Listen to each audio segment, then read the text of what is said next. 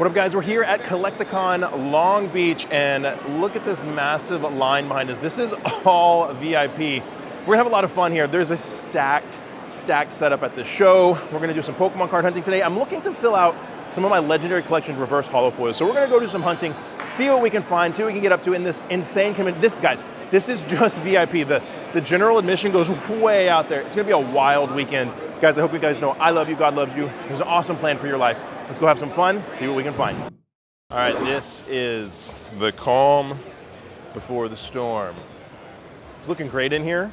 It's about to be wild up in here. I really hope they close that door. Otherwise, you pack a couple thousand sweaty people up in here, and a bunch of sweaty nerds are gonna make it really hot in here. So I hope they close that door eventually, but I'm gonna check this out. We're gonna do some hunting, see what we can find. We're looking for Pikachus, Snorlaxes, Legendary Collections. Let's see.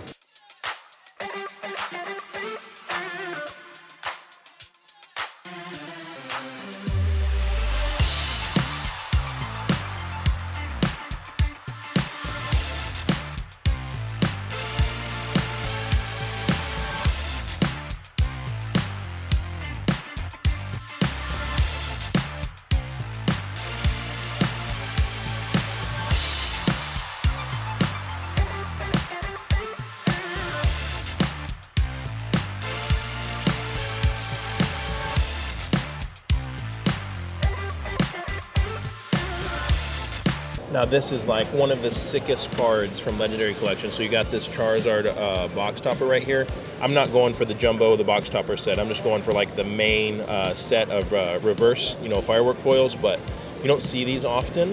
And that is really cool that they have the Charizard, the Mewtwo, looks like a couple Raichus. Very cool.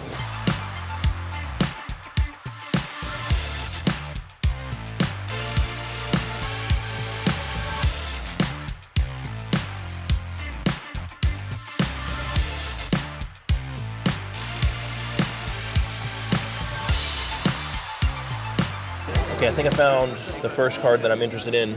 I've been looking at this card, wanting it for my Snorlax binder. Let me take a look at it and see.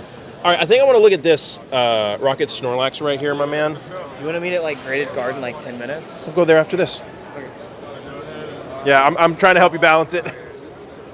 What is the, can I take it out?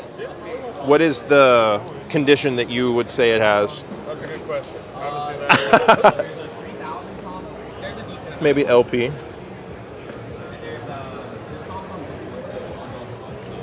Are you buying it to grade? No.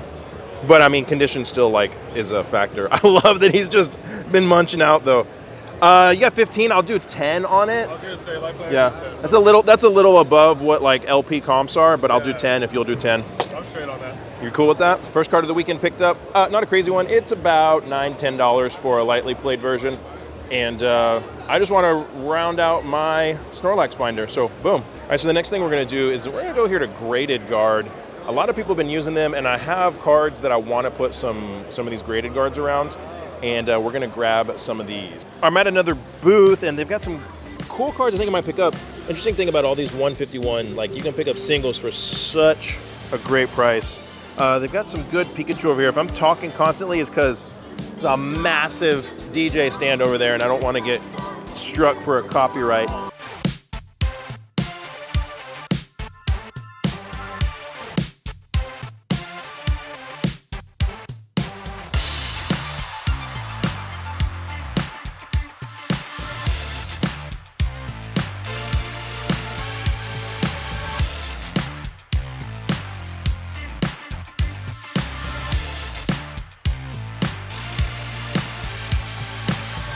Cool Snorlax right here too. That's pretty cool. Yeah, I think there's a couple things here that I'm gonna want.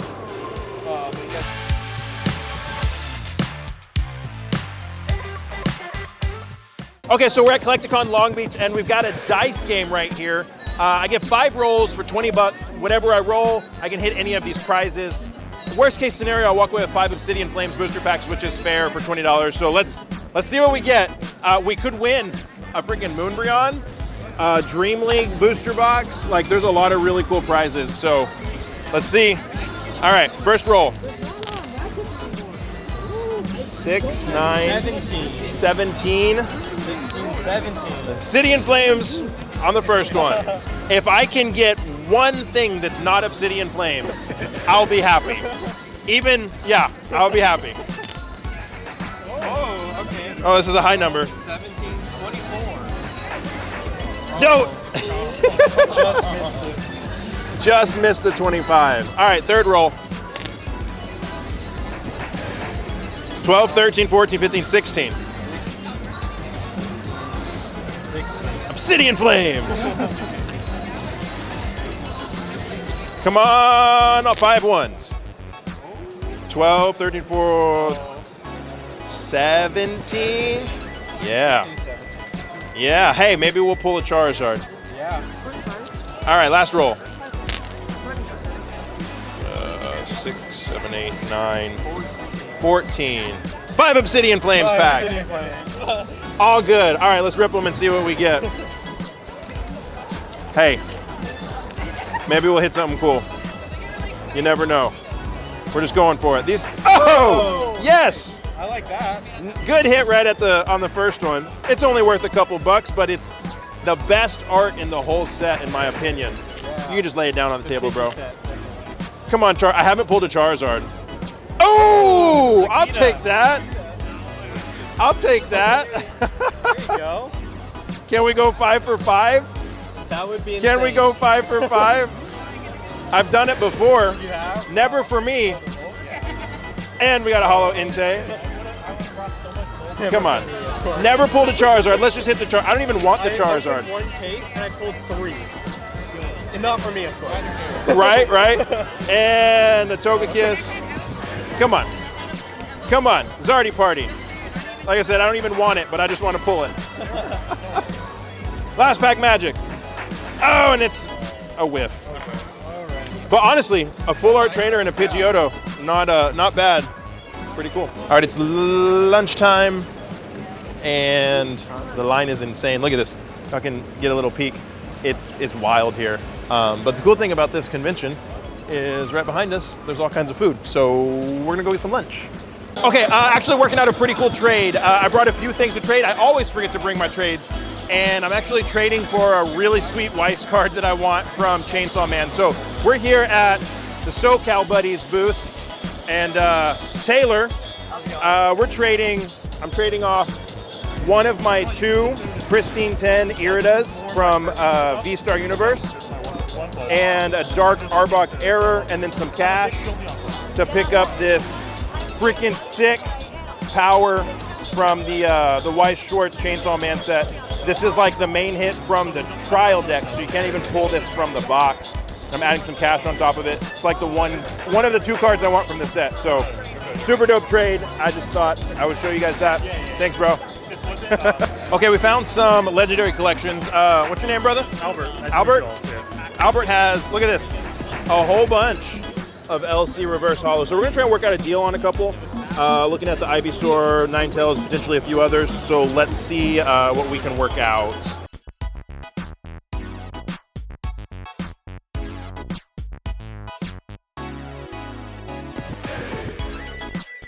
All right, so we worked out a deal. We're gonna do the Primeape, and I do need all 4 of these.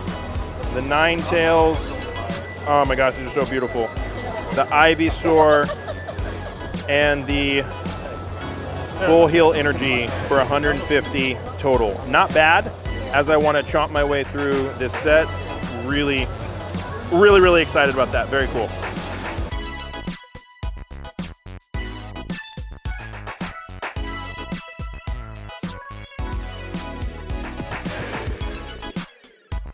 Any Dragon Ball Z fans out here?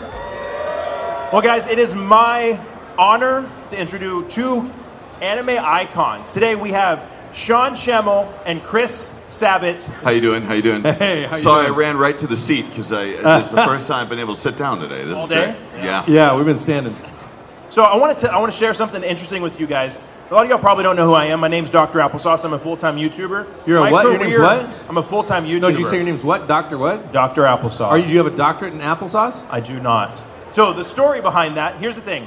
When I was 18, I was in a clan for Call of Duty 4, we were trying to go pro. Like we set up schedules, practice. We wanted to be pro. And you gamers. started an applesauce factory to fund it. And so I started a name, and that was the name, and I was the doctor of owning noobs, and that's You're the reason I don't play online games with other people, because I don't have 40 hours a week to get really great at Call of Duty, and so Yeah. when I go in, a guy like you is making my life miserable. when I was an So thank you. 18-year-old. No, I'm kidding. I like it because it makes it feel like a real war sim. Oh, Like if yeah. I actually went to war. Oh, yeah, you'd be like killed right now with instantly. no training. It's just how I feel when I play Call of Duty. Get owned so fast. But that's how I met this gentleman right here, Chris Sabat, and got so inspired to make a video. And then 5 years later, here I am getting to interview him. And the reason I bring this up is I just want to encourage everybody, whatever that dream is that's in the back of your head, whatever it is, don't give up on it. Because when I was 14 years old watching Dragon Ball Z for the first time 22 years ago, never thought I'd be here.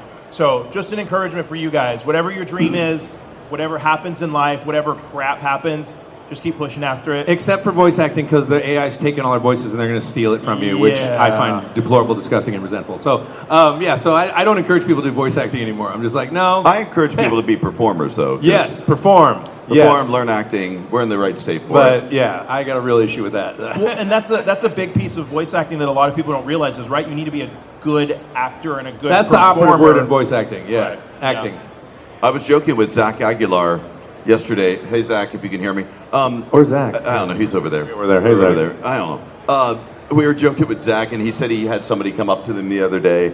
It's like, how do you get into voice acting? He was like, that's such a difficult question to answer in such a short period of time.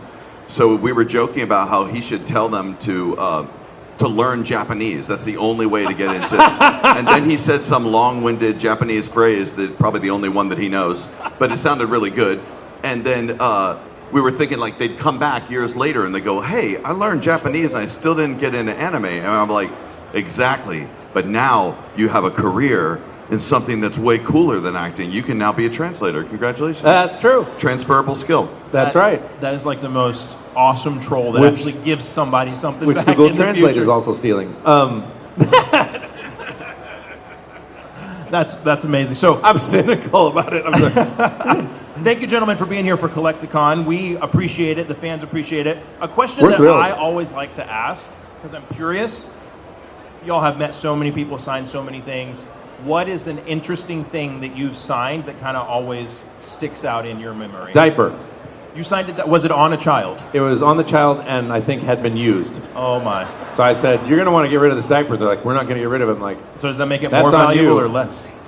I don't know. But it was like 20 years ago I signed a diaper.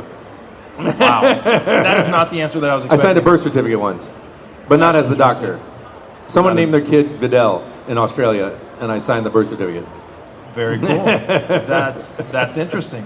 What about you? It's always interesting to me, and it's become so common now, and I don't want it to sound like I feel so cool that this is happening, but more and more people are asking me to sign stuff, and then they'll tattoo it on themselves. Oh right? yeah, that seems to be getting Which really I used to common. think, like the first time that happened, I was like, are you sure you really want to do that? And then I realized you can't talk collectors out of anything, so they're going to do it no matter what. And it's just happened so much lately that now I've tried to come up with some sort of contract. Haven't made it yet, but I want to have some sort of contract that says if I ever need like a transplant of any sort, I can go to any of the people that have my signature on their body, then I can take any of their organs that I want. Like, Oh, that's perfect. I should have thought of that. It's like sign this real quick, and if I'm ever dying, we're gonna call you. Yeah, yeah. And you have to. yeah, put your give social what- security number on here. I have the That's right to your genius. kidneys. That is something that I've been noticing, especially over the past few years. People getting voice actors or actors autographs. I think the most interesting story is I heard the Jason David Frank, the gentleman who played the original Red Ranger. Somebody was like, "I want your signature." Dropped trow, and had all of the actors right on the dude's butt, and he signed right across. He's like, "Are you sure my name's not very long, or my name's not very short?" Just signed right across the top. Jason? I'm not going to make a joke, because he's a friend. Rest in peace, my friend. He is Yeah. good Yeah, dude. man. And I actually met him the same day that I met you, coincidentally. And Oh, wow. So who'd you like more? I liked you both the same. I liked you. No, honestly, like you were super kind and took the time to talk to everybody.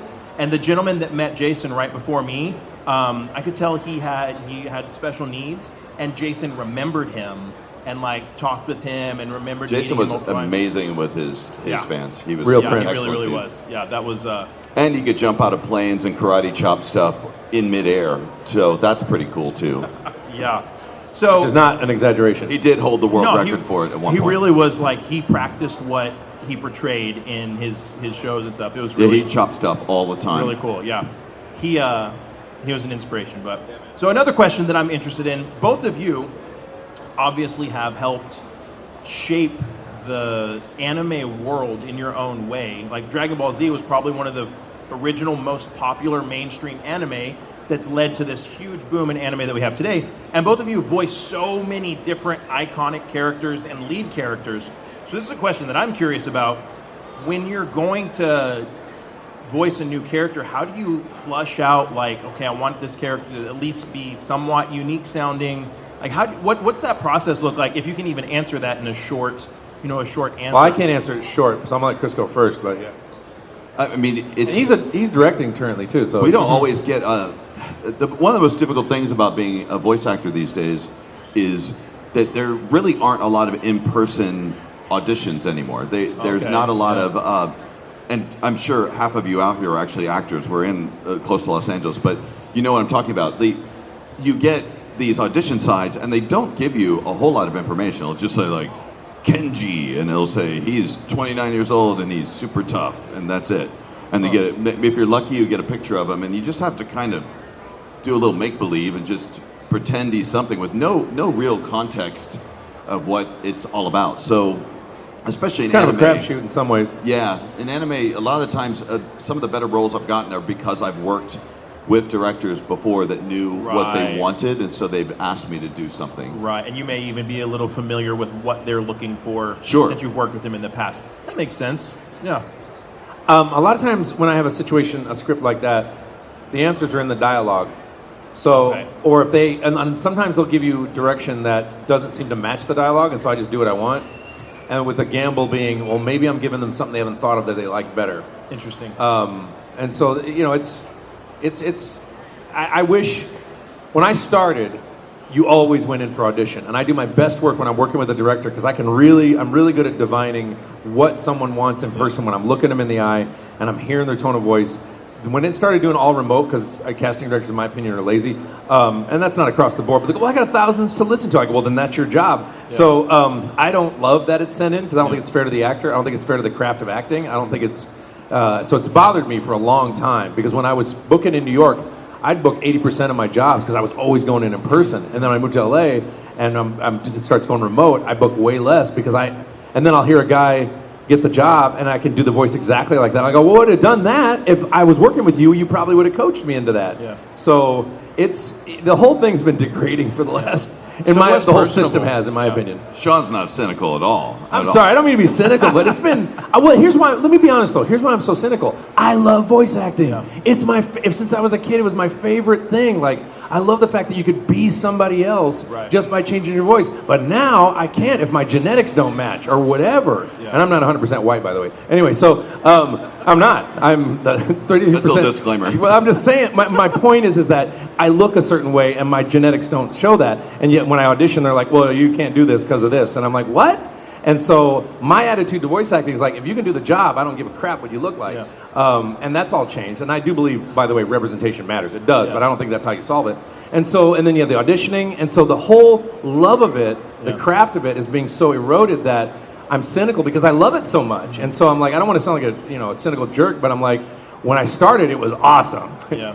Even though it wasn't big, but working with Chris in early sessions on Dragon Ball when he was directing and even all the work I did at Funimation was always much more of a joy than it is these days, with the exception of when I get to work with Chris. It's interesting to hear that because I think it's kind of a sign of the times too. Because obviously I'm not a voice actor, but I remember when I was going to get my first jobs back when I was 18, almost 20 years ago. Yeah. You know how I got all of the jobs that I got? By being persistent and going in person. 80% saying, of I want success this is job. showing up. Yeah, I want this job. Here I am. And then I remember when I was looking for a new job about 7-8 years ago, people were like, just go on online and apply. Yeah, Go and online. it's all just I don't want to deal. I don't want, and it takes you lose something that's really important. You lose that and everybody in-person, thinks like, it's fine and connection. more productive and efficient, and they're not thinking about the deeper layers. Yeah. And I tend to think about the deeper layers too much and all the time. Yeah. You know, like for example, I don't even like it when the Apple Mail collates my mail for me, because then when I reply, it looks like I've sent it to one person and then another person I don't want to see. And I also three-dimensionally memorize my emails in order. And so if I get it that day and then I get 3 more emails, I'm like, oh yeah, that's like 20 or 30 back. But it's not anymore. So Apple thinks they're making my life easier, but they're making it worse. Yeah. And there's all these people that think, well, my way is the right way. I'm a type A personality. Well, I'm a creative type. I don't want my shit organized. I don't. The Google interface lets you choose. Well, here's the deal. You go to No. settings and then you go to No, it select doesn't. your- Here's the deal, though. On the Apple one, it'll let you choose, and then it changes it back. I'll say expand conversations, and then the next day it's back. And I'm like, what? They have to press save settings on the bottom. Yeah, so we all Sorry. started when everything was handwritten, and then now technology is just I mean, okay. technology's got pros and cons, you know. It was funny though in the original, and even some of the games we worked on, the original Dragon Ball games, we would finish like, say for instance, like Budokai 3 or something, and I'd have to go, all right, thank you very much, Japanese people who flew in to join us for the sessions to coach us on all the lines. We'll give us a few weeks to edit these, and then we'll mail you the hard drive that has all the files We on it. mail hard Mail the drives. hard Yeah. drive. Yeah, Now there you was- upload it and they have it instantly. they're like, and now people are like, hey, can we get this by the end of the day? That'd be great. Like we just finished 2 hours ago. All right, so we probably have time for maybe 3 or 4. Anybody that wants to ask a question, we can take a couple questions, okay? And we'll have to cut it off when I have to cut it off. But if anybody has any questions for Chris and Sean, go for it. Hey, Sean, good to see you again. By Hey. the way, that shirt still kicks ass. I know it. You know what? That question that I asked you earlier. Which one? I loved your answer so much. I want. Well, I'm not sure. I'm not sure it's an answer I want to give here if it was a private conversation between us. So don't surprise me. Sometimes I give answers that I wouldn't say publicly. So Right. So don't All right. put me on the spot. Of course. I don't remember what the question was. All though. right. So everyone's like, Goku versus Superman. Goku Oh yeah, versus yeah. That I can answer. Superman. Yeah, that's fine. So I gotta know, who would win in a death battle, Goku or Popeye the Sailor Man? Oh, blow me down. I think Popeye and Goku should exchange senzu beans for spinach and see if it has the same effect. Now, before I was a voice actor, my favorite thing to do was to go to karaoke bars and sing Faith by George Michael as Popeye. I even did it at Six Flags in 1985 and in their little Perhaps recording you were thing. there. And I would go, and I'd get on stage and I go, oh, I guess it would be nice if I could touch your body. I know it's not everybody has got a body like Olive. And because nobody has a body like Olive. And people just jaws would drop, right? And so Popeye's kind of one of the first serious impressions I ever did. So to me, like a Popeye Goku mashup is kind of near and dear to my heart in that regard. But I'd love to see like Goku go, wow, does that spinach work like a senzu bean? It sure does. Right? And so, he said, I got to blow it out the pipe. And like, Popeye blows the spinach out of the pipe and then into his mouth or something. And he's like, no, you don't. Just squeeze the can, right? And he squeezed the can and, then he gives Popeye a senzu bean and his arms just get huge and he goes Super Saiyan, he gets his hair back, and I'm sure there's a lot of people out here are actually going to go look up what Popeye is. yeah, they don't even know. Oh, man. And if you look at really, really old Popeye cartoons, he's like serious, legit cursing. It's just like Adventure Time, basically. Yeah, it's weird. Like the early Popeye cartoons were kind of R-rated. It was really, and they're like 1920.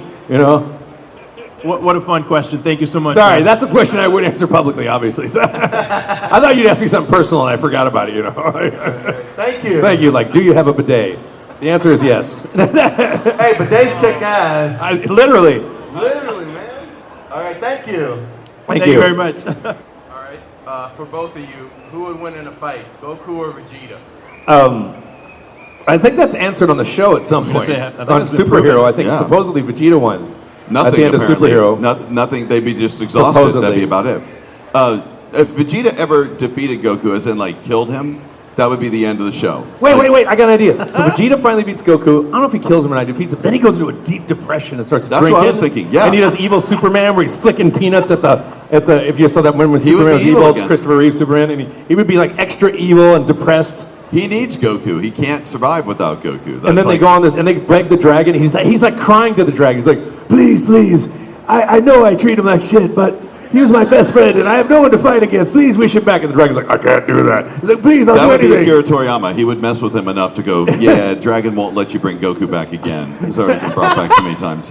I'm always worried about what's going to happen to Videl and Gohan, because eventually one of them is going to die, and they're going to have to face the fact that eventually they've got to accept the reality of their own fate. Right. They can't use the Dragon Balls forever. Yeah. That's deep. Here's the next Barbie movie for you right there. Very, very cool question, man. Thank you. Hello. Hi, Sean. Hi. Hi, Chris. It's so good Hi. to see you guys alive and well again. It's Good to see you. Thank you. By the way, Sean, I totally get your frustration. Yeah. I feel you. So. Well, nobody's really willing to talk about it. Plus, No. are you talking about AI and stuff, or the other stuff? What are you talking about? Everything. Yeah. But Yeah. with AI, I'm like, It's well, all kinda tied in together. I can also use AI, against the people who are. It's a two-way street. It's gonna be ugly. I think. I really do. I think we need laws against it. But go ahead. It's Sorry. okay. My question was, it's about a previous episode where we got the pleasure of seeing two Vegetas on screen at the same Oh, time. yeah. What was it like recording with Brian Drummond? Oh, I didn't. I was in Los Angeles. Chris recorded him. Yeah. I mean, I'm sorry. Excuse me. Oh, you're asking Chris. That's okay. I'm a little stoned. We are in California. Hey, Chris, you're right there. Everyone Not the heard only you one. say that, even though you did this with your hands. And you did it on a I was mic. trying to be coy. You have a microphone. I think probably the whole con is stoned. Don't worry. Yeah, it just felt like a good idea for a number of reasons. Yeah. Firstly, that episode otherwise was, sorry, Toye, but it was kind of a boring filler episode. It really, I kind of almost wasn't looking forward to recording it, because it just was like, okay, it's Vegeta fighting Vegeta in a blue color, or like a purple color. I thought it would be pretty fun, especially because his name was Copy Vegeta, and at one point I copied Brian Drummond's Vegeta to make him play Copy Vegeta. Would be kind of like yeah, bring it all full circle. And so I fortunately met him a number of times. I messaged him, and he came in and did it. And he's awesome, and he's a really, really good dude. Who do you think got the best scream? I did. You could tell Brian I said that. John, what do you think? I'm sitting next to one of my closest friends, so and What's your answer, Sean? My answers, and artistically and personally, he did. Well, I love you guys. Thank you for being such an important part of my childhood. And it's such a pleasure. Thank you for admitting you're stoned publicly. Thank you. All right, everybody. Unfortunately, that's all the time that we have. It's a short panel, bro. I'm so It is sorry. a short panel. We have Johnny Young Bosch coming up. Oh, yeah, he's waiting Coming backstage. up next. He is waiting backstage, so just hang tight. I'll be back out here in a couple Whatever minutes. question you had, just asked it to Johnny. Yeah, ask Johnny. I apologize, guys. You can just stand up there. Just Chris, let him, Sean, wait. thank you. You know what? Ask your question. He looks too upset. You waited. It's a good question. Well, Let's answer do as we it. Let's walk go. If out. you ask me what my I'm a favorite sucker. scene is, I'm going to throw this mic at your head. No, I'm kidding. So I watched Dragon Ball and Z and GT in '95 because I had the Mexican network before it aired in the U.S. In the very last episode of GT, I always wondered, because it was the last episode at the time, what was the significance of all the Dragon Balls going into Goku when he was riding off into the dragon? So I always wondered what that. I feel like maybe they were stoned that day. I don't even remember that. The guys that made it. What is that? I don't remember that. Yeah, You didn't direct I GT, did did you? The last episode of GT. Yeah, I recorded that riding like off, 20 years ago. into the dragon. And it's funny because I haven't seen it since I was that age, but it was so significant for me because it was like the last episode. And then as he's riding off, all the Dragon Balls merge into his body. So I always wondered what that meant or what the future meant after that. I don't even remember that. Wow, that's a good question. That's a really good question. And we'll That's have to so think good we about don't have an it. answer. Yeah. Well, what do you guys think the significance of that would be? I think they were stoned. Yeah, no, I know. It's the end of the series. Goku's now one with the Dragon Balls. I mean, that's only, you know what I mean? I'm trying to think of an artistic explanation. Maybe it's even just like a symbolic But- type of a thing, you know? Yeah, it's probably He symbolic. just has a Dragon Ball magnet in him, and he just that's it. He calls them to himself because he's selfish. He is. Good question, man. Thank you so much. Yeah, good question, bro. Everybody, Thank you. thank you. We appreciate you guys. Chris, Thank you so Sean, much, guys. this has You been guys a are huge amazing. honor. Thanks for having me again. All right, guys, well, that is going to wrap it up for Collecticon Long Beach. Picked up a lot of cool Pokemon cards, added some nice legendary collections to my collection, some good Snorlax and stuff like that, and had an absolute blast. If you're going to be in Charlotte or Houston or Denver this year. Those are the next cities that we're going to have Collecticon. So you should come out to one of them. It's going to be a heck of a lot of fun. And, as I always say, my friends, find somebody to love and serve today. Be the change you want to see in the world. Peace.